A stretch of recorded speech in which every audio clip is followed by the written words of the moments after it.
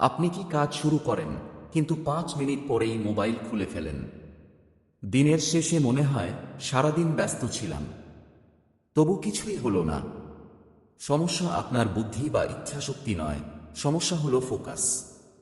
আর ভালো খবরটা কি? ফোকাস কোনো জন্মগত প্রতিভা নয়, এটা শেখা যায়। ফোকাস কোনো ফিলিং নয়, এটা একটি স্কিল। অনেকেই ভাবে আজ মন বসছে না, তাই আজ কাজ হবে না। কিন্তু লেখক সুমান পরিষ্কারভাবে বলেন, ফোকাস কোনো মুড নয়, কোনো অনুভূতিও নয়। ফোকাস হলো একটি শেখা যায় এমন দক্ষতা, স্কিল। যেমন প্রথম দিন জিমে গেলে ওজন তুলতে কষ্ট হয়, হাত ব্যথা করে, শরীর সাড়া দেয় না। কিন্তু নিয়মিত প্র্যাকটিস করলে শরীর নিজেই শক্ত হয়ে যায়। ফোকাসও ঠিক তেমনই। শুরুতে মন বারবার পালাবে, বিরক্তি আসবে, কাজ ছেড়ে দিতে ইচ্ছে করবে। কিন্তু এই কষ্টটাই প্রমাণ আপনার ফোকাস স্কিল ট্রেনিং হচ্ছে। লেখক বলেন, ফোকাস আসার জন্য অপেক্ষা করলে আপনি সারা জীবন অপেক্ষাই করবেন। বরং ফোকাস ছাড়াই কাজ শুরু করুন। কারণ কাজ শুরু করলে তবেই ফোকাস তৈরি হয়। প্রতিদিন মাত্র 10-15 মিনিট একটি কাজ, কোনো অজুহাত ছাড়া। এই ছোট অভ্যাসটাই ধীরে ধীরে আপনাকে একজন ফোকাসড মানুষ বানাবে। মনে রাখবেন, focus comes after action, not before it. Distraction আসল শত্রু নয়, আপনার রিঅ্যাকশন।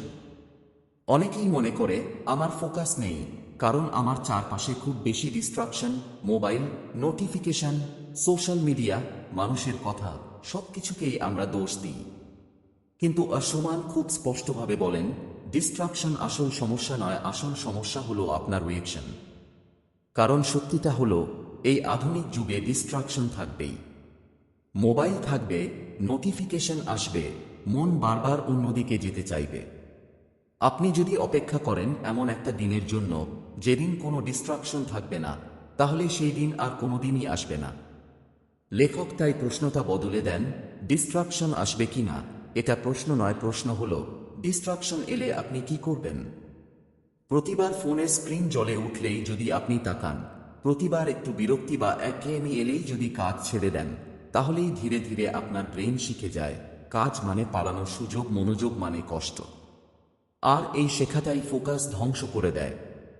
বইয়ে লেখক একটি খুব গুরুত্বপূর্ণ অভ্যাস শেখান, ডিস্ট্রাকশনকে লক্ষ্য করুন, নিজের ভেতরে কি হচ্ছে সেটা বুঝুন, কিন্তু সঙ্গে সঙ্গে কোনো অ্যাকশন নেবেন না। এই কয়েক সেকেন্ডের থামাটাই আপনার ব্রেইনকে নতুনভাবে ট্রেনিং দেয়। আপনি যখন বারবার এমন করবেন, মন পালাতে চাইবে কিন্তু আপনি কাজেই থাকবেন, তখন আপনার ব্রেইন বুঝে যাবে ডিস্ট্রাকশন মানেই অ্যাকশন নয়, মনোযোগেও নিরাপত্তা আছে। ধীরে ধীরে ডিস্ট্রাকশনের শক্তি কমে যাবে আর আপনার রেসপন্সের শক্তি বাড়বে। মনে রাখবেন, আপনি ডিস্ট্রাকশন বন্ধ করতে পারবেন না, কিন্তু রেসপন্স কন্ট্রোল করতে পারলেই ফোকাস ধীরে ধীরে আপনার স্বভাব হয়ে যাবে। মাল্টিটাস্কিং একটি মাইথ। আমরা অনেকেই গর্ব করে বলি, আমি একসাথে অনেক কাজ করতে পারি, কিন্তু সুমান খুব পরিষ্কারভাবে বলেন, মাল্টিটাস্কিং কোনো শক্তি নয়, এটা আসলে ফোকাসের সবচেয়ে বড় শত্রু। বইয়ে বলা হয়েছে, মানুষের ব্রেইন একসাথে গভীরভাবে একাধিক কাজ করতে পারে না। আমরা যখন বলি মাল্টিটাস্কিং, আসলে তখন কি হয়? আপনি এক কাজ থেকে আরেক কাজে লাফান, তারপর আবার আগের কাজে ফেরেন, আবার নতুন কিছুতে মন চলে যায়। এই বারবার বদলানোর প্রক্রিয়াটাকেই বলা হয় কনটেক্সট সুইচিং। আর প্রতিবার কনটেক্সট বদলাতে গেলে আপনার মানসিক শক্তি নষ্ট হয়, মনোযোগ ভেঙে যায়, কাজের গুণমান কমে যায়। ফলে আপনি সারাদিন ব্যস্ত থাকেন, কিন্তু দিনের শেষে মনে হয় কিছুই ঠিকমতো হলো না। লেখক বলেন, ফোকাস মানে বেশি কাজ করা নয়, ফোকাস মানে গুরুত্বপূর্ণ কাজটা ঠিকভাবে করা। এই কারণেই তিনি একটি সহজ নিয়ম দেন, এক সময়ে এক কাজ নির্দিষ্ট সময়ের জন্য পুরো মনোযোগ দিয়ে। যখন আপনি একটিমাত্র কাজে মন দেন, আপনার ব্রেইন ধীরে ধীরে শান্ত হয় আর কাজের গভীরতা বাড়ে। শুরুর দিকে এটা অস্বস্তিকর লাগবে, কারণ আপনার মন অভ্যস্ত হয়েছে সবকিছু একটু একটু করে করার সঙ্গে। কিন্তু নিয়মিত প্র্যাকটিসে মন এক জায়গায় থাকতে শিখবে, কাজের গতি বাড়বে আর ফলাফল হবে অনেক ভালো। মনে রাখবেন, মাল্টিটাস্কিং আপনাকে দ্রুত বানায় না, ফোকাস আপনাকে কার্যকর বানায়। এনভায়রনমেন্ট আপনার ফোকাস বানায় বা ভাঙে। আমরা প্রায়ই ভাবি, আরেকটু ইচ্ছাশক্তি থাকলেই আমি ফোকাস করতে পারতাম, কিন্তু ওসমান বলেন, ইচ্ছাশক্তির থেকেও শক্তিশালী হলো এনভায়রনমেন্ট। কারণ মানুষ নিজের চারপাশের প্রভাব থেকে প্রতিদিন অজান্তেই সিদ্ধান্ত নেয়। একটা সাধারণ প্রশ্ন ভাবুন, যদি আপনার ফোন টেবিলের ওপর খোলা অবস্থায় থাকে, তাহলে কি আপনি সত্যিই পুরো মন দিয়ে কাজ করতে পারবেন? লেখক বলেন, দুর্বল মানুষ নয়, দুর্বল পরিবেশই মানুষকে বারবার হার মানায়। আপনি যতই মোটিভেটেড হন, ভুল পরিবেশে বসলে আপনার ব্রেইন বারবার ডিস্ট্রাকশনের দিকে টানবে। এই কারণেই ফোকাস বাড়ানোর প্রথম ধাপ নিজের এনভায়রনমেন্ট ডিজাইন করা। বইয়ে কয়েকটি গুরুত্বপূর্ণ নির্দেশনা দেওয়া হয়েছে। কাজের সময় ফোন চোখের আড়ালে রাখুন। কাজের টেবিলে শুধু কাজের জিনিস রাখুন। যে জায়গায় কাজ করবেন সেখানে অন্য কিছু করবেন না। এই ছোট পরিবর্তনগুলোই আপনার ব্রেইনকে একটি স্পষ্ট সংকেত দেয়, এখানে বসা মানেই ফোকাস। ধীরে ধীরে আপনার মন নিজে থেকেই কাজের মোড়ে ঢুকে পড়বে। লেখক বলেন, আপনি যদি আপনার পরিবেশ নিয়ন্ত্রণ না করেন, তাহলে পরিবেশই আপনাকে নিয়ন্ত্রণ করবে। মনে রাখবেন, ফোকাস শুধু মনের খেলা নয়, ফোকাস হলো সঠিক পরিবেশের ফল। Deep focus, short time, clear goal. অনেকেই বলে, আজ সময় পাইনি তাই কাজটা হলো না। কিন্তু অসমান বলেন, আসল সমস্যা সময়ের নয়, আসল সমস্যা হলো ফোকাসের মান। বইটি স্পষ্টভাবে জানায়, ঘন্টার পর ঘন্টা বসে থাকা মানেই ডিপ ফোকাস নয়। অল্প সময়ের গভীর মনোযোগই সবচেয়ে বেশি ফল দেয়। লেখক বলেন, মানুষের ব্রেইন দীর্ঘ সময় একটানা গভীর ফোকাস ধরে রাখতে পারে না, কিন্তু যদি সঠিকভাবে ব্যবহার করা যায়, তাহলে অল্প সময়েই বড় কাজ এগিয়ে নেওয়া সম্ভব। এই কারণেই তিনি একটি শক্তিশালী সূত্র দেন, short time, clear goal, zero distraction. যেমন 25 থেকে 45 মিনিট, একটি মাত্র কাজ, একটি স্পষ্ট লক্ষ্য। এই সময়ের মধ্যেই এটা শেষ করব। এই সময়সীমা আপনার ব্রেনকে সিরিয়াস করে তোলে। আর লক্ষ্য পরিষ্কার থাকলে মন এদিক ওদিক যাওয়ার সুযোগ পায় না। লেখক বলেন, ডিপ ফোকাস মানে নিজেকে জোর করে ক্লান্ত করা নয়। ডিপ ফোকাস মানে নিজের শক্তিকে ঠিক জায়গায় ব্যবহার করা। এই ধরনের একটি ফোকাস সেশনের পর কাজ সত্যিই এগোয়, নিজের উপর বিশ্বাস বাড়ে, ব্রেইন একটি মানসিক পুরস্কার পায়। তারপর ছোট একটা বিরতি মনকে রিফ্রেশ করে আর পরের ডিপ ফোকাসের জন্য প্রস্তুত করে। মনে রাখবেন, ঘন্টার পর ঘন্টা বসে থাকা সাফল্য আনে না। ক্লিয়ার গোল সহ অল্প সময়ের ডিপ ফোকাসই সাফল্যের চাবিকাঠি। ফোকাস মানে স্যাক্রিফাইস। আমরা সবাই চাই সব কাজ একসাথে করতে, সব সুযোগ ধরে রাখতে, কিছুই ছাড়তে না।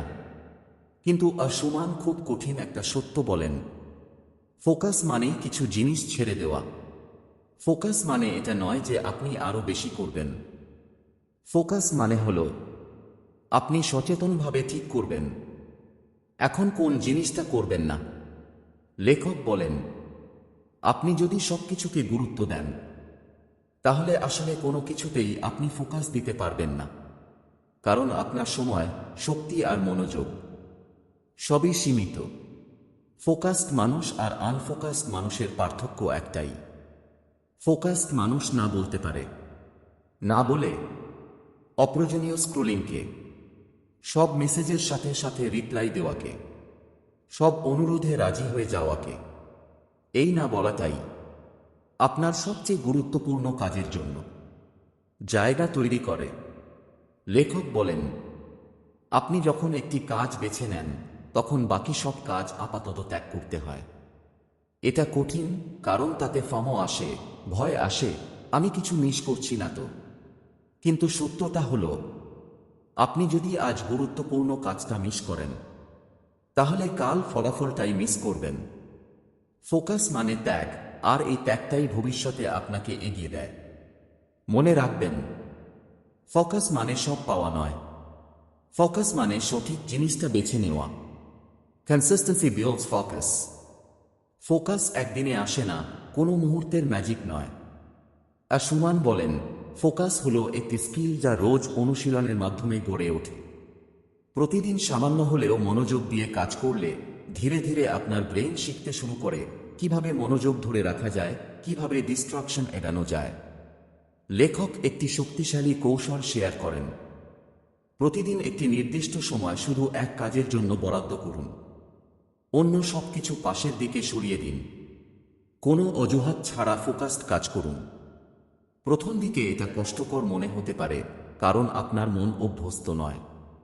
কিন্তু নিয়মিত প্র্যাকটিসে মন একটি স্বাভাবিক রুটিন শিখে যায়, ফোকাস দীর্ঘস্থায়ী হয়, কাজের উৎপাদনশীলতা বাড়ে। লেখক মনে করিয়ে দেন, ফোকাস প্র্যাকটিসের ফল এটা ধরতে সময় লাগে, কিন্তু একবার স্থিত হলে ফলাফল অবিশ্বাস্য।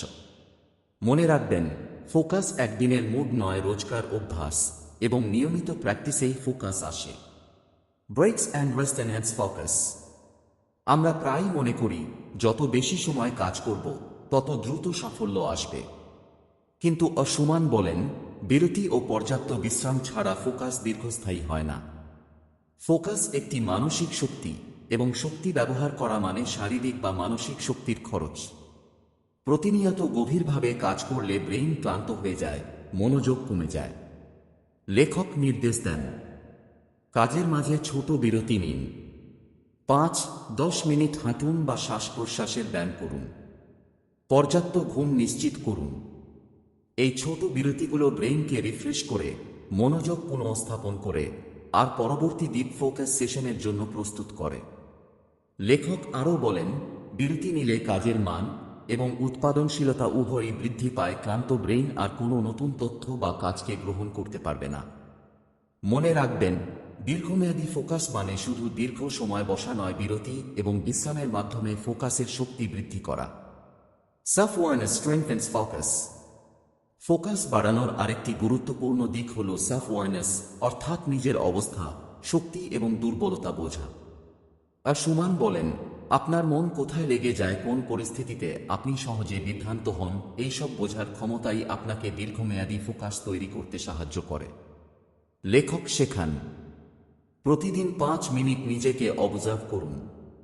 কোন সময়ে মন শান্ত থাকে, কোন সময়ে বিচলিত হয় তা লক্ষ্য করুন। নিজের রিঅ্যাকশন এবং বিহেভিয়ার নোট করুন। এই অভ্যাস আপনাকে সচেতন করে এবং ব্রেইনকে শেখায় কখন এবং কিভাবে ফোকাস রাখা উচিত। সেলফ অ্যাওয়ারনেস থাকলে ডিস্ট্রাকশন কমে যায়, কাজে মনোযোগ বেশি থাকে, গুরুত্বপূর্ণ সিদ্ধান্ত সহজ হয়। মনে রাখবেন, ফোকাস শুধুই বাহ্যিক পরিবেশের উপর নির্ভর করে না, নিজেকে বোঝার ক্ষমতা ফোকাসকে শক্তিশালী করে। Goals and priorities guide focus. ফোকাসকে স্থায়ী করতে সবচেয়ে গুরুত্বপূর্ণ দিক হল স্পষ্ট লক্ষ্য এবং অগ্রাধিকার নির্ধারণ করা। সুমান বলেন, আপনার ফোকাস ঠিক রাখার জন্য জানতে হবে আপনার জন্য সবচেয়ে গুরুত্বপূর্ণ কাজগুলো কোনগুলো। লেখক একটি কার্যকর কৌশল শেয়ার করেন। প্রতিদিনের শুরুতে প্রধান লক্ষ্যগুলো লিখুন। সেই লক্ষ্যগুলো অনুযায়ী কাজের অগ্রাধিকার নির্ধারণ করুন। অপ্রয়োজনীয় কাজ এবং ডিস্ট্রাকশন এড়ান। যখন লক্ষ্য পরিষ্কার থাকে, মনোযোগ সহজেই সেই কাজের দিকে চলে আসে। ডিস্ট্রাকশন কমে যায়, কাজের মান এবং উৎপাদনশীলতা বৃদ্ধি পায়। লেখক আরও বলেন, ফোকাস মানে সবকিছু করার চেষ্টা নয়, ফোকাস মানে সঠিক কাজ বেছে নেওয়া এবং সেটার প্রতি পুরো মনোযোগ দেওয়া। মনে রাখবেন, লক্ষ্য এবং অগ্রাধিকার ঠিক থাকলে ফোকাস স্বাভাবিকভাবেই বাড়ে। ফোকাস তৈরি হয় সঠিক কাজের উপর দৃষ্টি রেখে। আজ আমরা শিখেছি, ফোকাস কোনো জন্মগত প্রতিভা নয়, এটি শেখা যায়, ট্রেন করা যায় এবং রোজকার অভ্যাসের মাধ্যমে শক্তিশালী করা যায়। আপনি যদি সত্যি আপনার ফোকাস উন্নত করতে চান, আজই একটি ছোট কাজ বেছে নিন এবং সেটিতে পুরো মনোযোগ দিন। ফোন, নোটিফিকেশন এবং অন্য সব ডিস্ট্রাকশন দূরে রাখুন। প্রতিদিন কমপক্ষে 10-15 মিনিট এই অভ্যাস চালিয়ে যান। মনে রাখবেন, ফোকাস পাওয়া যায় না, ফোকাস গড়ে তোলা হয়। আজই শুরু করুন, ছোট ছোট পদক্ষেপে বড় পরিবর্তন আসবে। আর হ্যাঁ, আরও এমন মূল্যবান বইয়ের অডিও বুকের জন্য আমাদের চ্যানেলটি সাবস্ক্রাইব করুন। ধন্যবাদ।